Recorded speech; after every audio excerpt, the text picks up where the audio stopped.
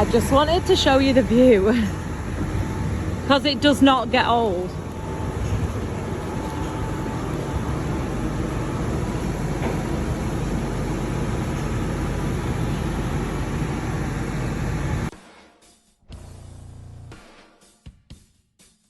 That was Roy this morning going down there to get that feeder from the bottom of that tree.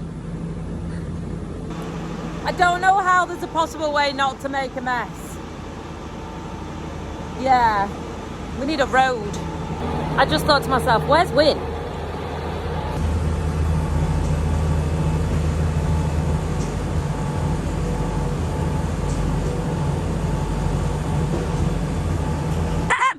What are you doing?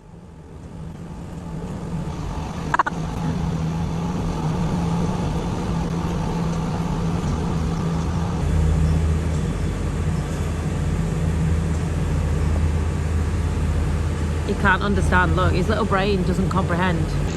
Obviously, I don't mean to keep going on about concrete, but can we just all look at my absolute sculpture? How?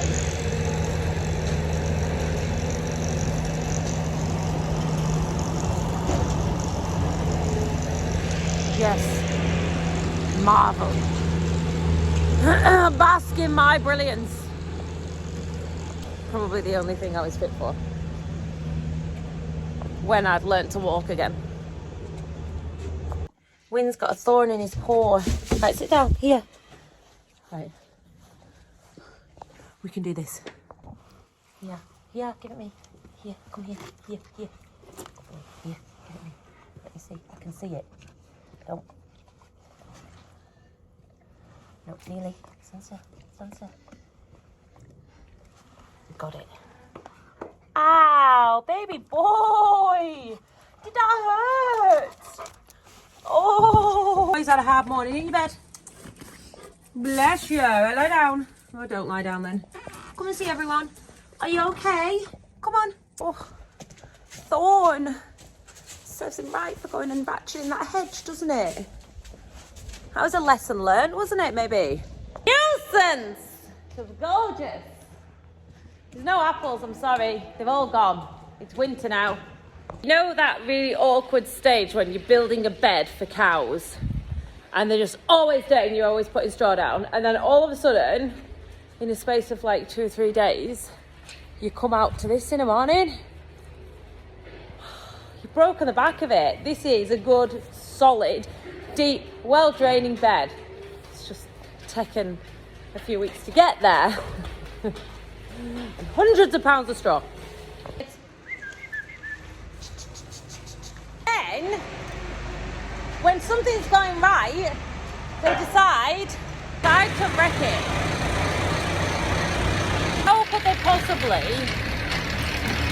knock this out for the 6th time in a row? What are we feeding the cows? Interesting question. This is brewer's grain. We collect this from our friend Chris at a local small brewery called Tyrrell Brewery, and we're feeding them grass silage, big pile here. We don't have a silage pit here, hence why we bring the silage from home and tip it probably once every 2 or 3 days, just depends on the load. To be honest, we bring the tractor and it makes, oh my god, look at me. She looks like a clown. And barley that needs crushing. So we buy the barley in from the lad who does all the contracting for us. Oh, Roy's trailer's about to run away with him. That was lucky. These guys have gone, they've been mucked out. Barley updates. Oh, guys. Like, this is, I have never seen such a thick crop of barley in all my life. Slightly squashed by the implements, but apart from that, literally sign me up to farmer and grower. I am arable. So a while back I took part in the AHDB Circle of Influence. Please don't hate me, I did not come up with that title. It is every bit as awful as it sounds. I'm blaming them fully. Pass the book, Charlotte, pass the book. So I found it really interesting that afterwards, because Roy had watched the broadcast on his computer, he was doing something completely unrelated and wanted to know if beet fattened cattle. And he typed in on Google, obviously because of the rising cost, feed, fertiliser, fuel, all that, we're looking at alternative ways to fatten dairy bullocks come next year when we're transitioning to dairy. We don't want to be buying a load of feed in, possibly want to be feeding them on things like beet. So Roy typed in on Google, beet fattening cattle. And the first thing that came up, because obviously algorithms work like that, was the AHDB. So he clicked on it and there was loads of resources that he didn't know that were available at all. We had no idea that that was the kind of thing that was on their website. But actually, God, there were all sorts of stuff. Shed layouts. They do loads of research into things like the height of your curb things that your cows step off, what they call heel stones. I don't know. Like somebody commented, they sent me a message the other day and said there is a tenancy coming up on a farm near them and they wanted to apply. Did I know anything about what to put on a tender for a farm? And I was like, oh God, no.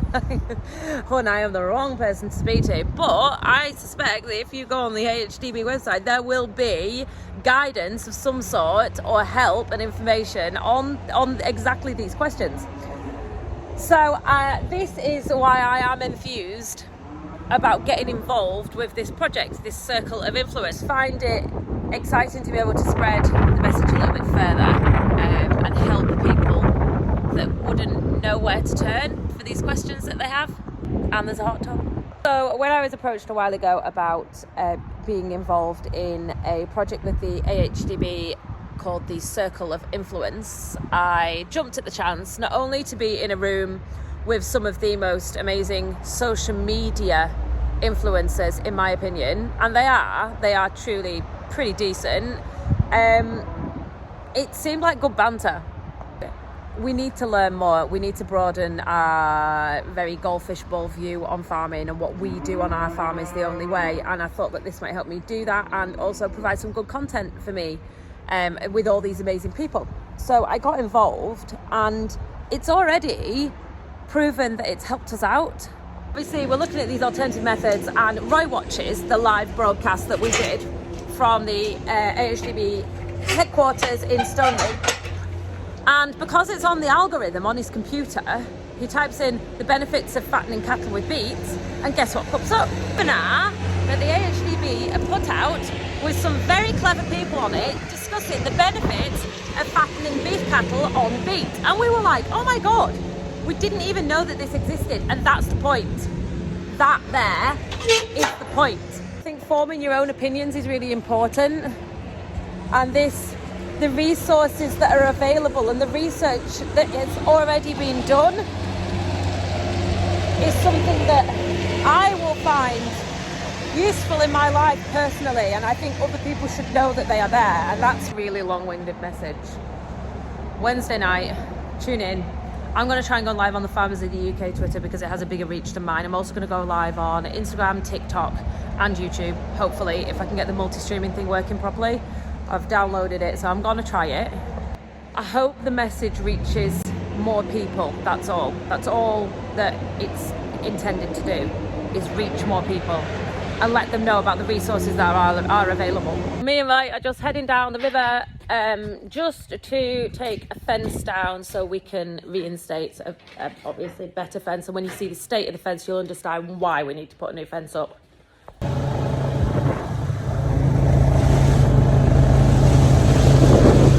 Fence maybe no, I think it'd be way older than 50 years old.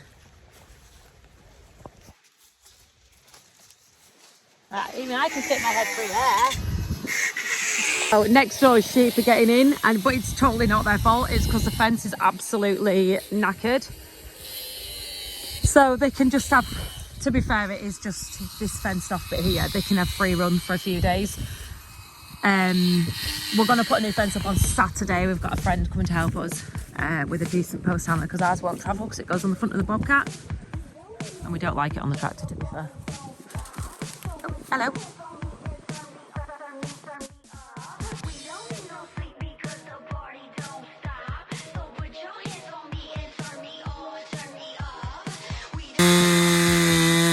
Right, it's always making noise. Roy's chopping up the dead wood. Dead wood. I'm trying to get out the old fence from all the trees have grown into it. I showed you the other day when we were doing some hedging and you saw what Big Roy had been doing. In years and years and years, this is what will have happened. This will have been laid at some point, and look at it now.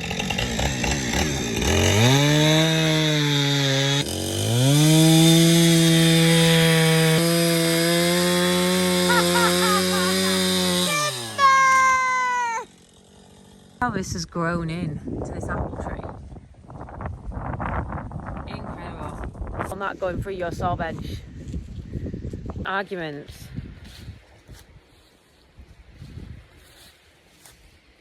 Like I know you can't, like I know.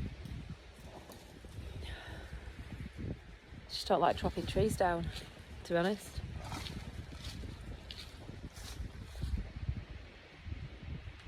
If it is just a bit of old hawthorn, it's not the point, is it? Cool tree though. Wow, it's a big bit.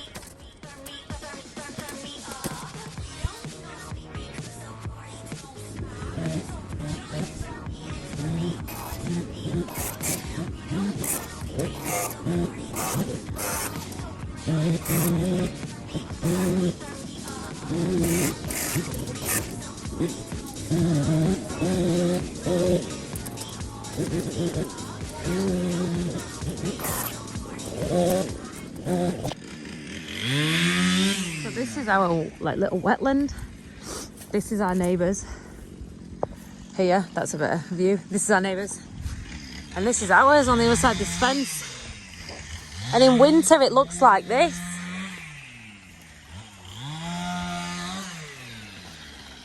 And this is called Luzbeck. And it meanders around. And they've diverted it. There was a fella who liked shooting ducks, which is something we're not into. And he diverted it to make little ponds for the ducks to live on. And then we had some polecats that came along and killed all the ducklings the first year we were here. So that was interesting. So we've just been in disagreement about what trees to plant in this area. You can disagree about things when you're not getting paid for them and you're not being told to do it. We want to do it. So we're deciding what to do. We're thinking of pulling out all of the crap willow and planting decent native trees and protecting them properly, and then taking the whole fence out because this area isn't used, all of this, so we're just leaving it as one. You can see it literally is not in the best state right now. It needs a bit of tidying up. Like an accidental dam. Cute. Kids love it down here. And I know years ago there was like a fashion of straightening rivers out and things, but honestly there is literally no point. In summer this completely dries up to nothing. You would not believe it. You can totally see how erosion works though. It's really interesting, isn't it? Look.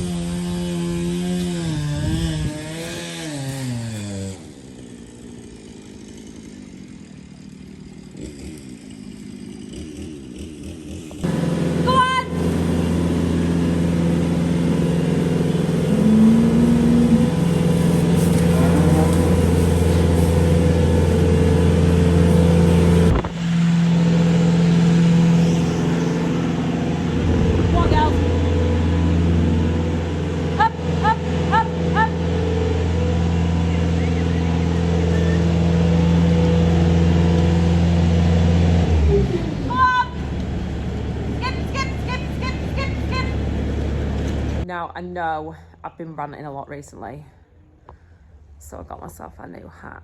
Oh my God, that made me look even scarier. To bribe him